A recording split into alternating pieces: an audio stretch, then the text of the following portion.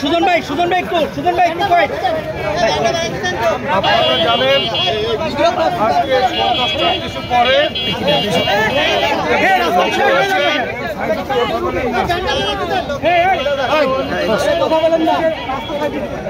আজকে সকালবেলা যে ভূমিকম্পটা হয়েছে সেই ভূমিকম্পে আমাদের এই যে এখানে আমতলে অবস্থিত যে গার্মেন্টস ফ্যাক্টরি রয়েছে ওই গার্মেন্টসের কিছু ক্ষয়ক্ষতি হয়েছে এবং সেখানে যে পরিমাণ ঝাঁকুনি হয়েছে এটাতে একটা প্যানিক অ্যাটাক হয়েছে।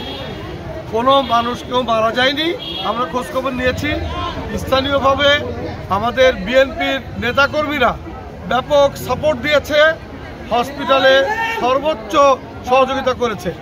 এখানে আজকে শুক্রবারের দিন ছুটির দিন বলে সব পরিমাণ ডাক্তাররা ছিল না, তারপরেও দ্রুত ডাক্তারের ব্যবস্থা করেছে। আমি সিভিল সার্জন এবং সুপারকে কথা বলে ওনারা অ্যাম্বুলেন্স দিয়েছে, সেই অ্যাম্বুলেন্সে এখন রুগী পাঠিয়ে দিলাম আরও অনেকগুলো।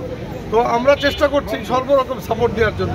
আশা করি ইনশাল্লাহ যেগুলো পেশেন্ট আছে তারা স্টেবল এবং আল্লাহর রহমতে কোনো অসুবিধা হবে না। আপনাদেরকে ধন্যবাদ। এই শুকুর একটা বক্তব্য নেব, এই লোকজন সব হাসপাতালের বেরিয়ে যাও।